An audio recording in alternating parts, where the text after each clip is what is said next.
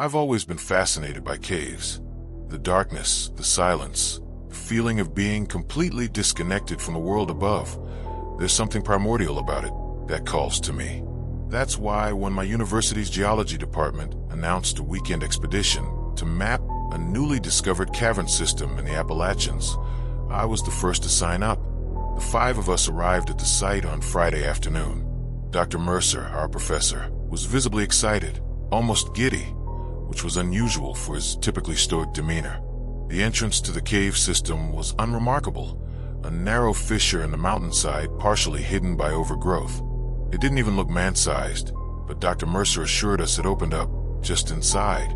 This system was only discovered 2 months ago, he explained, checking his equipment. The initial survey team only made it about half a mile and before turning back due to time constraints. We're going to push further. He smiled, but something about it seemed off. Much further. I remember feeling a chill despite the warm air. Looking back, I should have recognized that as the first warning. The descent was easier than expected. The narrow entrance quickly gave way to a spacious tunnel with a relatively flat floor. The limestone walls glistened under our headlamps, and the air was cool but not uncomfortably so. We moved slowly, taking measurements and samples, mapping as we went. By nightfall, though time becomes meaningless underground, we had pushed nearly 2 miles into the system. We set up camp in a large chamber with a ceiling high enough that our lights couldn't reach it. Water dripped somewhere in the darkness, a steady rhythm that would become our constant companion. That night, as the others slept, I lay awake listening to the dripping. It was oddly comforting at first, almost like a metronome. But the longer I listened, the more I realized something wasn't right. The rhythm was changing, subtly, almost imperceptibly, but definitely changing.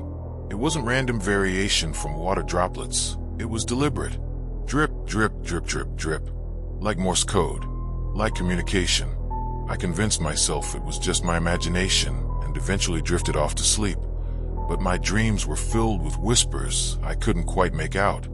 The next morning, we pushed deeper into the system. The passages began to change. The smooth limestone gave way to something different, darker, almost organic looking. The walls had a strange texture, like solidified tar with embedded fibers. Dr. Mercer seemed unsurprised by this geological anomaly, which struck me as odd. "Sir," said Rachel, our team's mineralogist, running her gloved hand along the wall, "this doesn't look like any cave formation I've ever seen." "That's because it isn't," Dr. Mercer replied without looking up from his notes. "Keep moving." We exchanged glances, but continued on.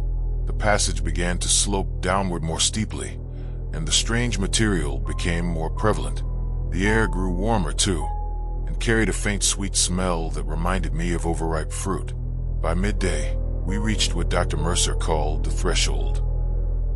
It was a perfectly circular opening in the passage wall, about 8 feet in diameter. The edges were lined with the black fibrous material, which seemed to pulse slightly in our lamplight, though I told myself it was just shadows playing tricks. "This is where the previous team turned back," Dr. Mercer said, his voice trembling with what I took to be excitement. "Beyond this point, we're in uncharted territory." He stepped through first. We followed. The chamber beyond the threshold defied explanation. It was vast, impossibly vast for where we were in the mountain. Our powerful lamps couldn't illuminate the far walls or ceiling, but what they did reveal was enough to stop us in our tracks. The floor dropped away into a series of descending terraces, like an amphitheater, each covered in what looked like a forest of black columns. They ranged from pencil-thin to the width of tree trunks, all consisting of the same fibrous black material we'd seen in the passages. Some reached up toward the unseen ceiling. Others were broken off at various heights. But it wasn't the size of the chamber or these strange formations that made my skin crawl. It was the movement. Subtle ripples passed through the forest of columns, like seaweed swaying in a gentle current. There was no wind down here. Nothing that could explain it. "What the hell are those things?" Jason whispered, his voice cracking.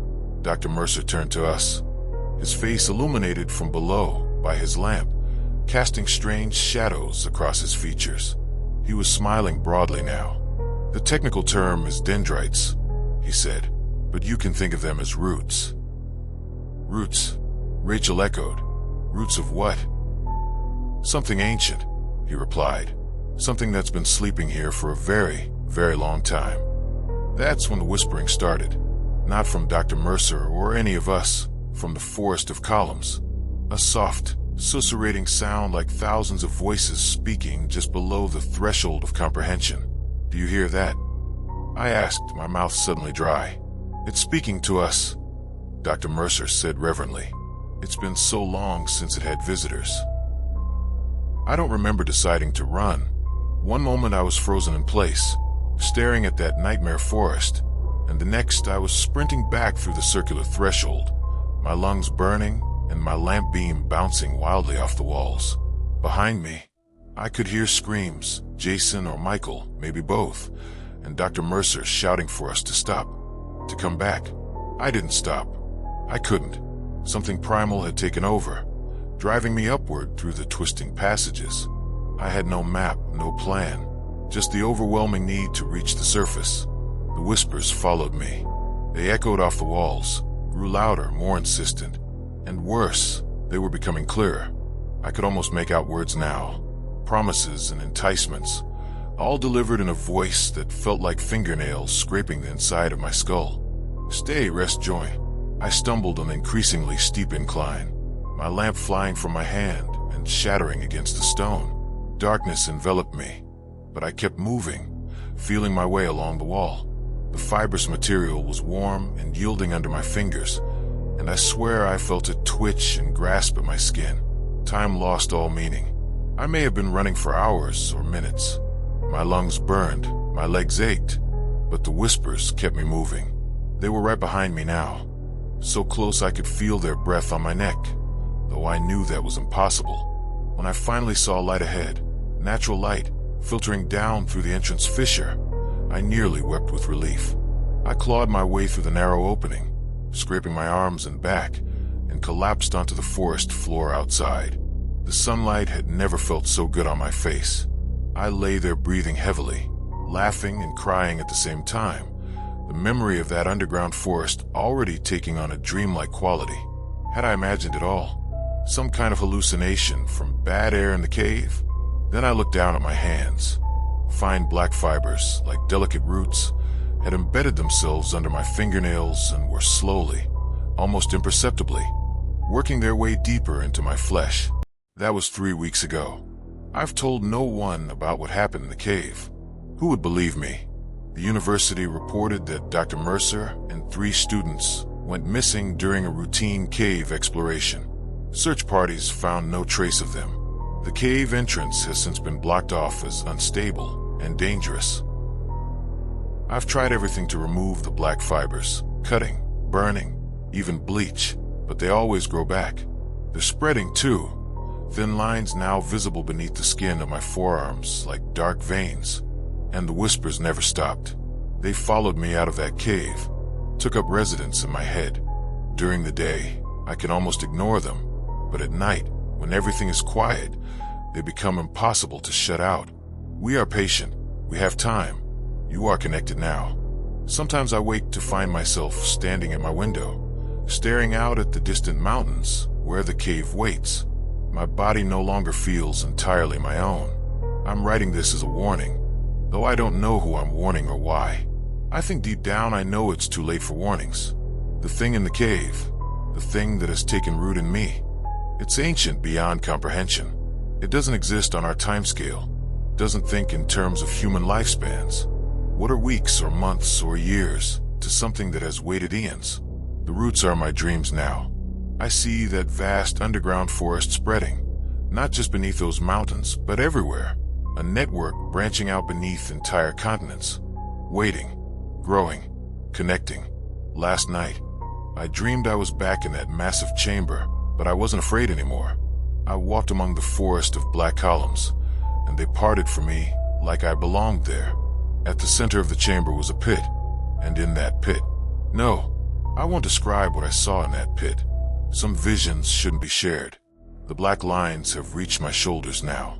When I press my ear against the wall at night, I can hear movement inside. Not from my neighbors, from within the wall itself. Fine cracks have appeared in the plaster, forming patterns like roots or veins. It's finding its way out. Through me. Through all the dark, forgotten spaces we've built our world upon. And the worst part, I'm starting to think it should. I'm going back to the cave tomorrow, not to escape or destroy what's happening to me, but because I finally understand what the whispers have been telling me. I'm not its victim. I'm its messenger. And soon, very soon, everyone will hear the voices from the forest beneath. Dear listener, thank you for staying with me until the end of this story. Make sure to subscribe to my channel. Many more terrifying, mysterious, and thrilling stories are coming soon. See you again very soon.